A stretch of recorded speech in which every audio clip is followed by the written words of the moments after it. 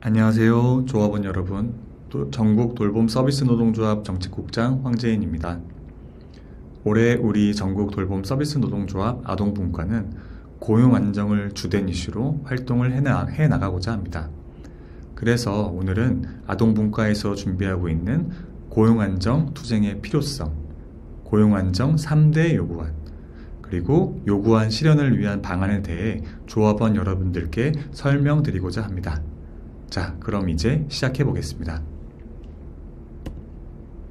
먼저 고용 불안의 현황을 보도록 하겠습니다. 아동 돌봄 노동자들을 포함하여 모든 돌봄 노동자들은 심각한 고용 불안에 처해 있습니다. 한 연구에 따르면 돌봄 노동자의 비정규직 비율은 76.6%에 달한다고 합니다. 왜 이렇게 비정규직 비율이 높은 걸까요? 그것은 돌봄이 민간에 맡겨져 있기 때문입니다. 전체 사회복지시설 중 국공립시설은 12%에 불과하며 국공립시설 중에도 직영으로 운영되는 시설은 10.4%에 불과하다고 합니다. 즉, 돌봄시설의 99%가 민간에 맡겨져 있는 것인데요. 이것은 고용불안의 큰 요인이 되고 있습니다. 고용불안은 돌봄 공공성에 대한 위협이자 돌봄의 질을 하락시키며 우리 노동자들의 업무 의욕을 떨어뜨리는 등 많은 부작용을 낳고 있습니다. 고용불안은 특히 다함께 돌봄센터 노동자들에게 더 심각한 문제인데요. 보건복지부가 발표한 운영 현황 자료에 따르면 센터장의 기간제 비율은 33.2%, 돌봄교사의 기간제 비율은 45.3%에 달한다고 합니다. 정부에서 발표한 통계가 이러하니 실상은 더욱 심각할 것으로 예상되는데요. 전체 다함께 돌봄센터 노동자 중 절반가량은 비정규직이라고 보아야 할 것입니다. 고용 문제는 갑질 문제로도 이어지고 있습니다. 현장에서 제보된 사례에 따르면 1년 근로계약을 강요하면서 법인의 강제 기부금을 내도록 하거나 불법적인 금품이나 상품권 등을 수수하고 이를 거부하면 계약 종료를 해버리는 사례가 발생되고 있다고 합니다. 이 밖에도 고용불안으로 인한 갑질을 직접 겪었거나 아시는 사실이 있다면 노동조합에 제보해 주시기 바랍니다. 올해부터 다함께 돌봄센터의 위탁기간 종료 및 재위탁이 대거 이루어질 것으로 전망됩니다.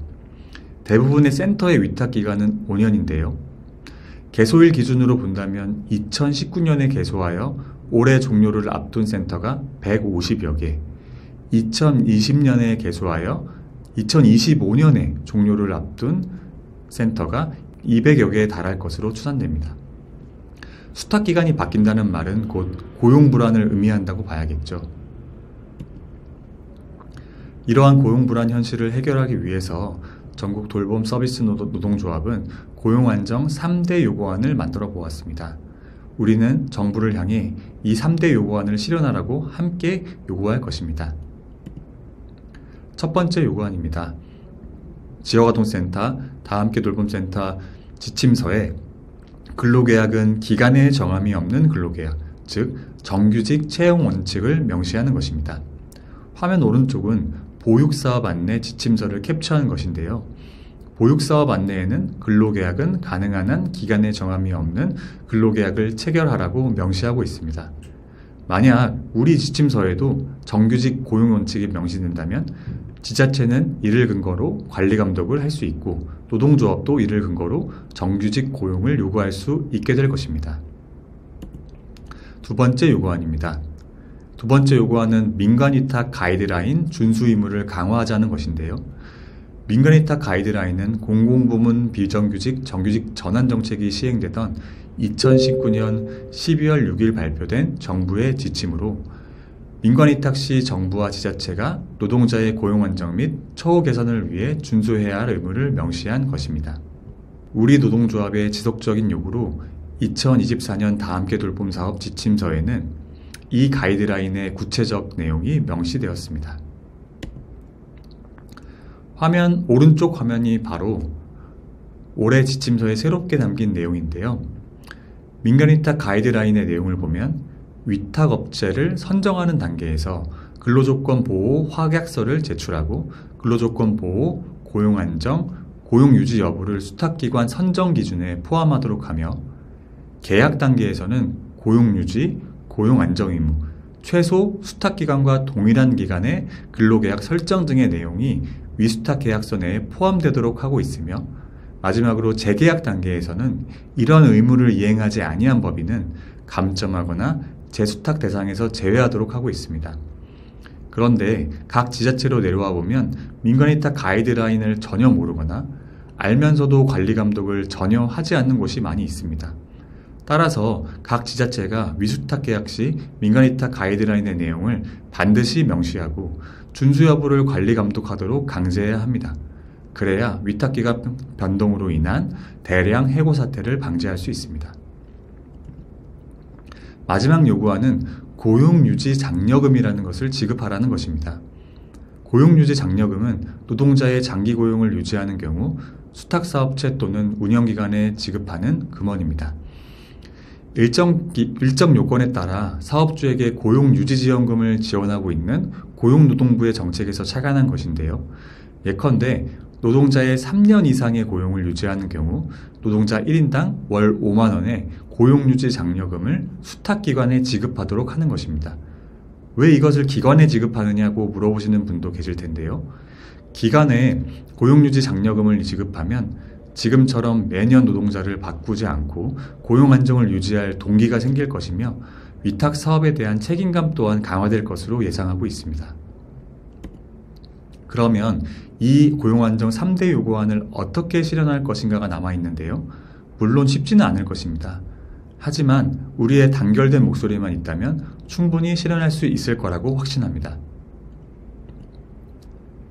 먼저 고용안정 3대 의제 실현을 위한 서명운동을 진행해보고자 합니다. 서명의 목표는 5,000명으로 잡았는데요. 서명의 대상은 종사자를 포함하여 이용자 등 모든 국민이 참여하실 수 있도록 열어두려고 합니다. 조합원 1명당 20명씩만 받아도 3,000명은 가능하겠죠? 이와 더불어 서명운동은 지역아동센터, 다함께돌봄센터 협의회와 연대하여 진행하고자 합니다. 더 많은 노동자들의 힘을 모음과 동시에 서명운동 과정에서 조합원을 확대하고자 함입니다.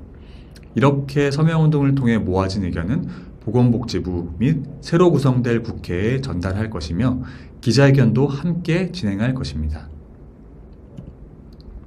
다음은 유인물 발송입니다. 고용안정 3대 요구안에 대한 여론을 이끌어내고 서명운동의 적극적인 동참을 위해서 전국 다함께돌봄센터의 우편을 통해 홍보물을 발송할 예정입니다. 이 유인물에는 고용안정 3대 요구안에 대한 내용과 함께 고용불안으로 인한 피해 사례를 제보해달라는 내용도 포함시킬 예정인데요. 그렇다면 고용불안 문제를 이슈화시킬 수 있는 더 많은 사례가 취합될 수 있겠죠. 물론 우편으로도 발송되겠지만 각 지부와 분회 차원에서도 적극적으로 주변 센터나 협의회, 비조합원, 이용자 등에게 홍보물을 배포해서 서명 참여를 독려해 주시기 바랍니다. 다음은 지속적인 이슈 파이팅입니다. 여러분들이 모아주신 고용불안 사례를 통해서 5월 초경 신문사 기획기사를 통해 고용불안의 현실과 고용안정 3대 요구안 실현의 필요성을 이슈화할 예정입니다. 그리고 올해 하반기로 예정되어 있는 아동분과 주관 국회 토론회에서도 고용불안 문제 해결의 필요성을 강조할 예정입니다.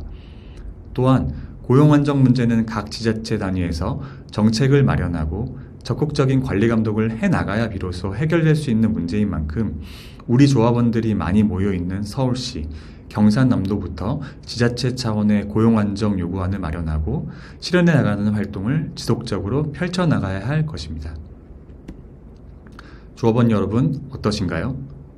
함께할 마음의 준비가 되셨나요? 우리의 행동은 총선이 끝나는 4월 10일 이후부터 본격적으로 시작될 것입니다. 여러분들이 적극적인 참여를 기다리면서 저희 간부들도 더 열심히 준비하도록 하겠습니다. 새학기 시작으로 눈코 뜰 데 없이 바쁜 시기인 것으로 알고 있습니다. 조합원 여러분 힘내시고 환절기 건강에도 유의하시기 바랍니다. 영상 시청해주셔서 감사합니다.